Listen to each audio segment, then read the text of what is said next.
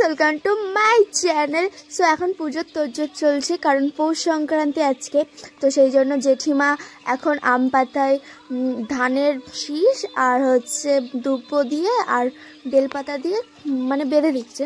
এটা আমাদের বাড়ির নিয়ম আর কি। যেখানে যেখানে মানে আমরা থাকি, ব্যবহার করি যে জায়গাগুলোয়, সেখানে এগুলো দিতে হয়। আর এই যে দেখছো এটা দিচ্ছে, এটা হচ্ছে চালের গুঁড়ো দিচ্ছে, বেড়ে দেওয়া বলা হয় আমাদের এখানে। আর এদিকে আমি একটু এটা করছি, কারণ এটা হবে তেলের পিঠে।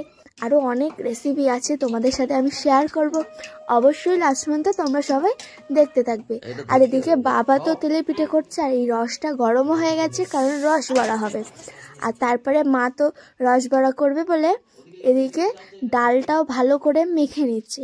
তো এগুলোর রেসিপি যদি তোমাদের দরকার হয় আমাকে বলবে, আমি তোমাদের সাথে আবার একটা শেয়ার করব, তোমরা সেখান থেকে মানে ট্রাই করতে পারবে বাড়িতে আর কি।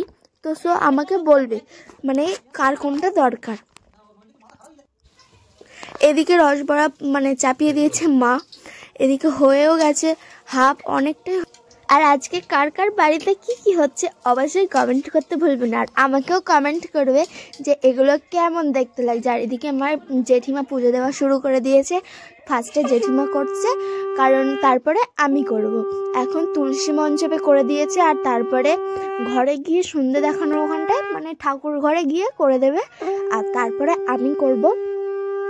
আর তোমরা যারা মানে যেখান থেকেই দেখছো সেখান থেকে আমাকে কমেন্ট করবে যে তোমরা কোথা থেকে দেখছো।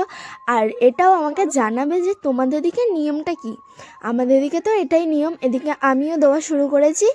আর এর পরেরগুলো তোমাদের সাথে আমি শেয়ার করব, অবশ্যই লাস্ট পর্যন্ত তোমরা সবাই দেখতে থাকবে।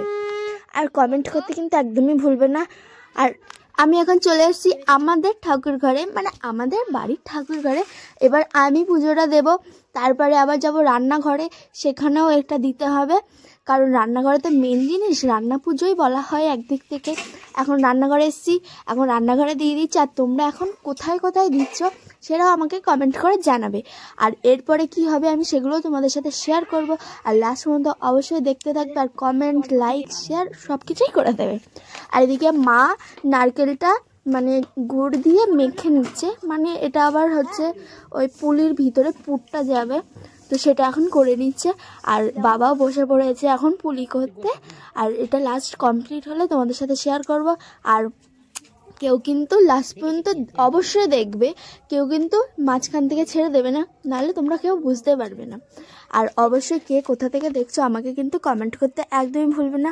আর এদিকে বাবার পুলি করার স্টাইলটা দেখেছো, আমি কিন্তু এরকম পারিই না, আমি টোটালিই পারি না।